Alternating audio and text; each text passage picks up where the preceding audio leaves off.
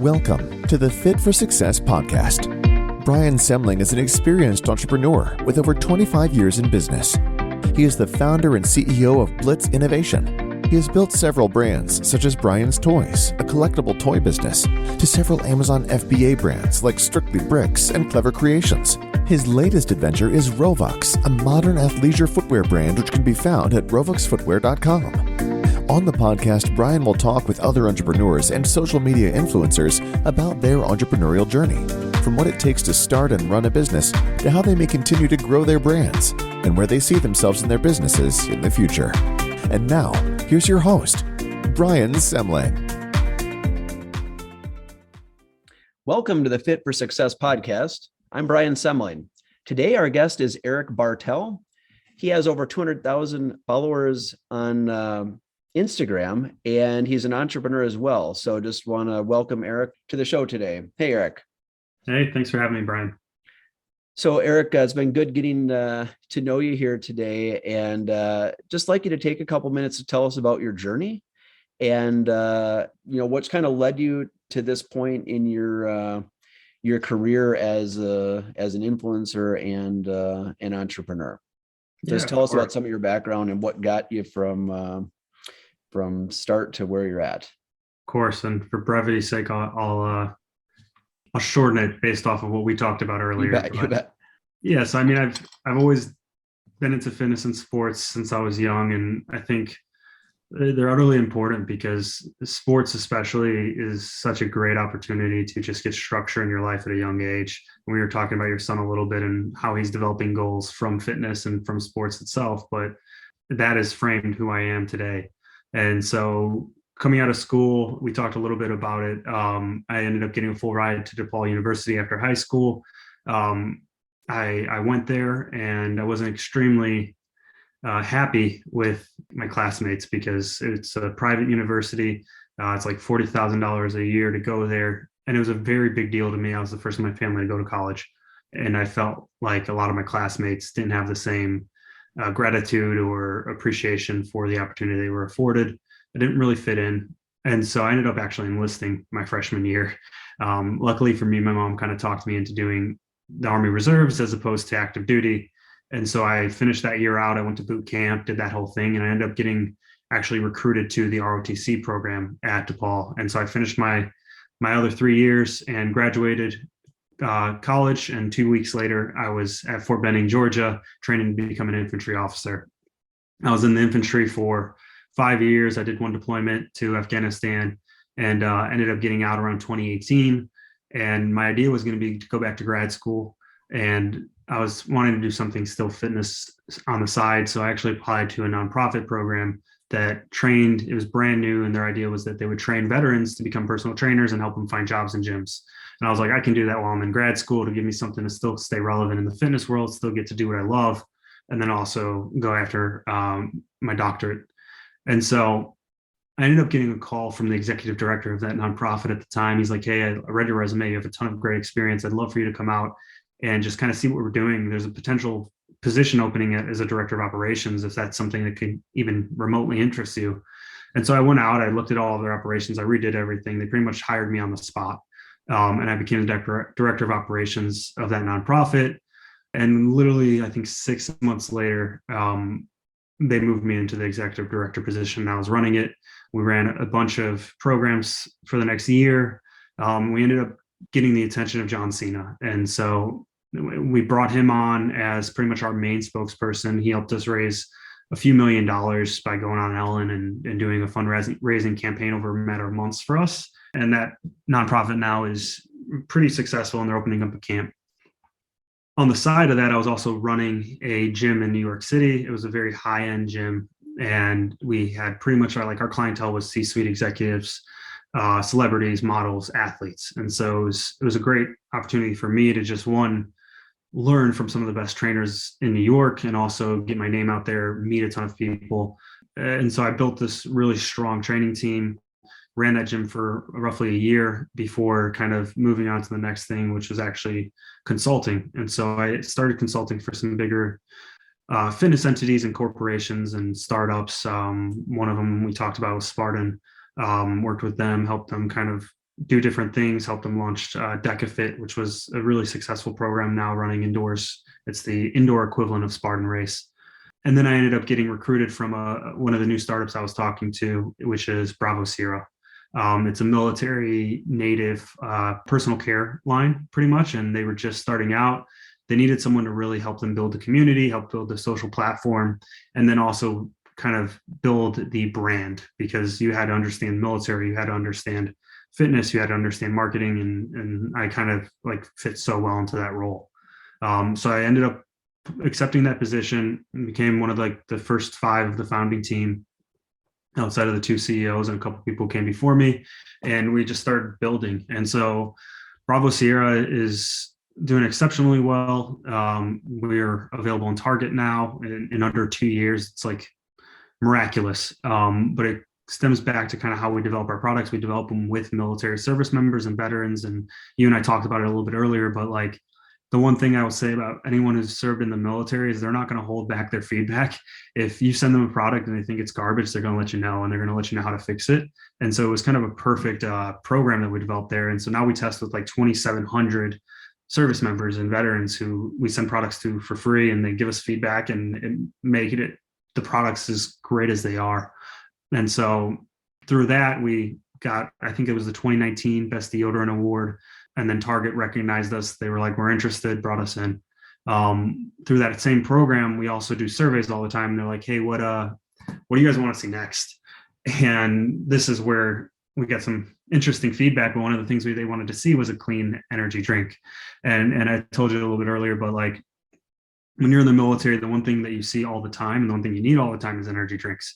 And the most prevalent one is something called Rip It. Not to rip on Rip It, but it's not the best ingredients, and it shows by where they sell. In the civilian world, they sell at the dollar store. That's where you can get a Rip It. But they had a DoD contract, so they were everywhere. And so they're like, we'd love something like this, but with much cleaner ingredients that we don't feel bad about putting in our body. And so we partnered with some major people in the energy drink world, and we actually made it happen. We went through 18 plus iterations at this point. First time we sent these guys a drink, which I'm going to put in quotes, is they spit it out, and they told us not to send them anything after that because it was pretty bad. But now it's like we can't keep the stuff. We've done like 3 drops in the last 6 months, and we actually did 3 drops over Christmas break. Each one sold out in under an hour, like thousands of packages of these, and each one comes with 9 cans, and we can't keep them. And so we launch nationally in GNC. It's the platinum launch for 2022 for them. And so it's their biggest launch of the year. All from like a message from a service member who was like, yeah, I want a clean energy drink. And we just kind of ran with it. But that's what I'm working on now. And outside of that, I still do fitness. That's just the business side, but I train every week on Men's Health's Instagram, Muscle and Fitness's Instagram. I was just featured in the last magazine of both. And so I had programming, I had like 4 pages of programming in Muscle and Fitness's first magazine since COVID. I was just writing programming in Men's Health's last month's magazine as well. So I definitely like to stay busy, and obviously I work with great brands. And so that's how I met you, Brian, but reaching out to Rovix, I love their shoes. I was like, these are actually, I'm really kind of picky about shoes. And I was like, I really want to see what these are about. And now I'm addicted. Really appreciate that. Kind words. And you've just told us, kind of your tremendous background and really neat stuff. Go ahead and give us the name of the energy drink, that people can be looking for. That you've got me excited about it, but what? I'm going to have to send you some. So it's called Echelon. And where you mentioned at GNC and Target, do you sell on your own website directly? It sounds like. So Echelon will be available at every GNC nationwide come January 13th. And so hopefully by the time this airs, we'll be in a GNC near whoever's listening to it. It is, I mean, we literally say it's the military energy drink. It's the energy drink for those who can't afford to crash. It's a little 8-ounce bottle, and it is going to give you a kick, and there's no crash because it's actually formulated extremely well. But yeah, every GNC nationwide. We don't actually sell it on our website right now because GNC took them all. So GNC is where your primary distribution is going to be at the moment, at least. For the next year, yes. Yeah. Well, that's really neat. So what are you've taken us through a really exciting story over the last several years, and really kind of going back even to, your college days. What are some of the challenges that you've faced along the way? What are some of the, I mean, everything that I heard sounds like it, it's been really awesome, and no doubt that it is. But what are some of the challenges you've faced that have tested you along the way?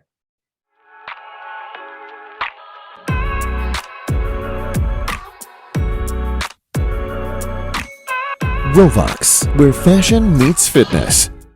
No, I mean, it's not all rainbows and butterflies, right?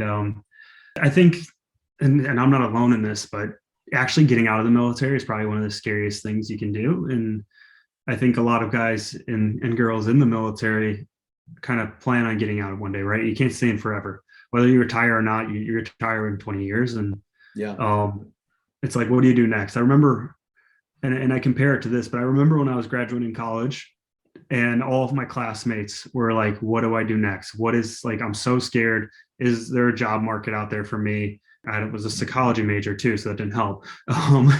But that was, and I was just worry free because I'm like, yo, I'll be in the Army in 2 weeks. Good luck, figure it out. You knew what you were doing. They had grown up from age, whatever, 3 or 4 to 22. And now they had to think about what they were going to do. You didn't.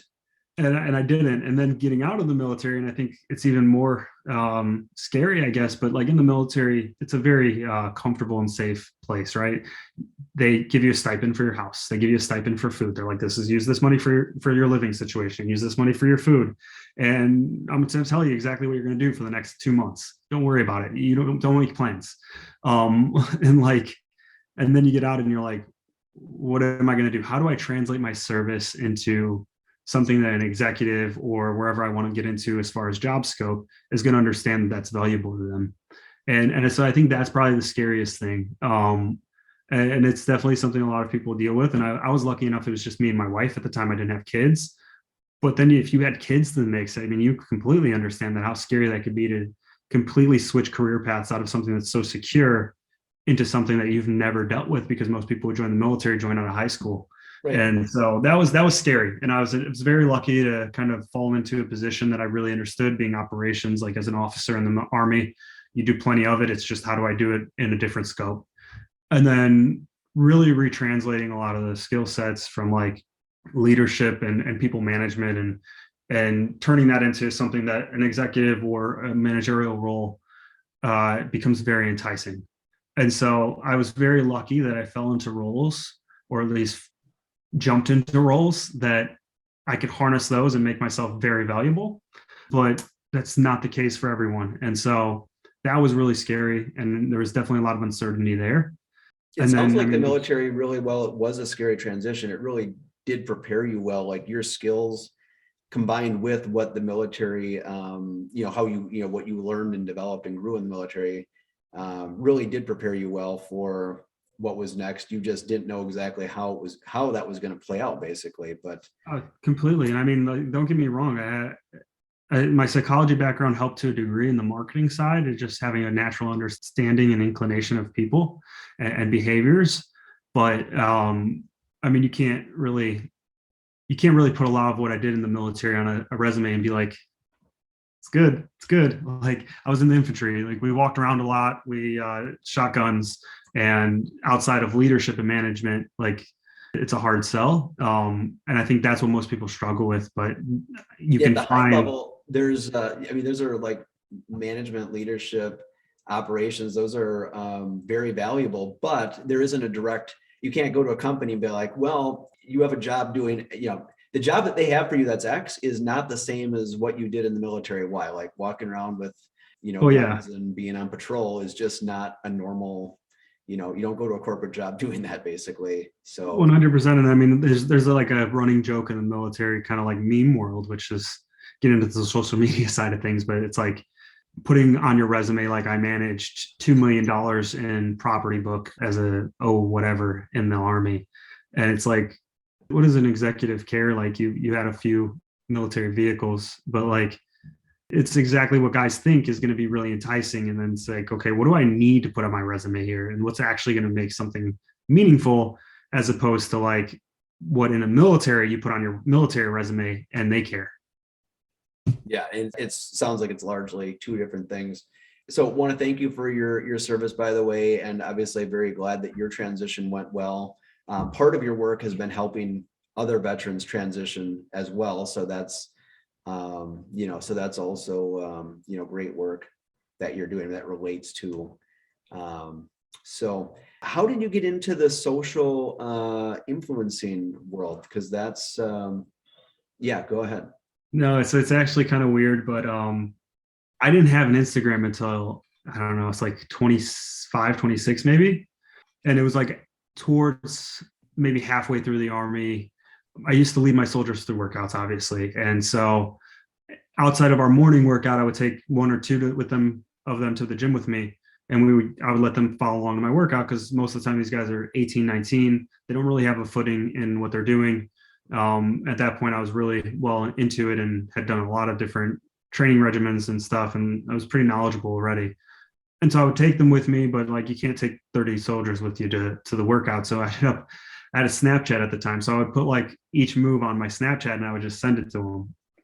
And they were like, "Sir, this is like utterly inefficient. Can you just like get an Instagram and put it on Instagram? That's what everyone does." And it was obviously very close-minded. I mean, I'm like, isn't Instagram for girls? Like, guys are on Instagram too. And so I downloaded an Instagram finally, and I started putting my workouts on there. And so all my soldiers were following them on there. And then eventually, like, they shared it with their friends. So I had just a really large military following of like thousands of people from like what started out as like 30 following my Instagrams for workouts. And that grew and grew. And eventually it just became what it is today of, I barely even put workouts on there anymore. It's just more so fitness content, but now I do men's health workouts and muscle and fitness workouts from what started from me doing some workouts for my soldiers in the Army. And that led to things like the dumbbell workouts that we talked about with with men's health, and so exactly. I can probably imagine that your training of these newbies in the military and post on Instagram was going to lead to kind of some of these opportunities. It's insane when you really like, when I say it right now, I'm like, that's an insane happening of like not wanting to be on Instagram to just start putting workouts on there for soldiers to now doing workouts for like hundreds of thousands of people on Instagram live through those two magazines. So that's awesome. So as you look ahead, I mean, you've kind of told us about your journey and where you're at the moment. Where do you see things going in the future, for, yourself personally and business wise? Personally, I'll probably kind of keep doing a lot of what I'm doing now. I love fitness still, and it'll always be kind of part of what I do. And I honestly love social media in the sense of it's a love-hate in the sense I love the psychology back end of like what does well, what doesn't do well. And it's almost like a technological people watching of habits. And I love just putting out positive content and content in general. So that'll always kind of be a thing business wise, and keep learning. And I've learned so much over the last, like even 3 years from being in different entities of businesses, and eventually either taking over one of these brands or starting my own. And I think that would probably be the end goal. And just like really continuing to do powerful and impactful things. That sounds exciting, and it's been a good run for the last several years, and I expect more of the same and then some. Is there any question that I didn't ask today that you wish I had asked? No. I think one of the other powerful things or important things is I do a lot of give back, and so it's not necessarily a question, but it's I think something we all need to do. And so outside of like just mentorship and what I can do there, and this is more so just reinforcing that whoever's listening to this finds what they can do to fill their cup. It can't always be about business and profit. And so like whether it's a nonprofit and working with a nonprofit, and I work with quite a few, both veteran and like inner city, or also just mentoring someone who might be in the shoes you used to be in and giving them a step up and letting them skip some steps that maybe you wish you could have skipped. And in my sense, I think that's why I'm where I'm at today. But someone took me under their arm and was like, he's got potential and he doesn't know what he doesn't know, and boosted me up and put me in a new position. And that can put moment for moment in my life of where that happened and who I'm grateful for it. And I like, now I go through life like, how can I do that for other people? And so I guess that's what I wanted to leave it with, is like, be that person for someone else. That's a really great message and great mindset, to be thankful and to show gratitude and to be willing to help others when you recognize that need. So Thanks. great. And take just a moment to tell us where we can find you on Instagram if we have some new people who want to find you and start following. Yeah, go ahead. Yeah. My Instagram is real Erik Bartell. So REALERIK, spelled the correct way, like your son, Yeah. BARTELL. Or you can just go to my website. It's erikbartello.com. And I have pretty much all my social on there. Great. Well, Erik, it's been very nice to have you on the podcast today. Thank you for your time. It's been a pleasure. I'm Brian Semling, and this is the Fit for Success podcast.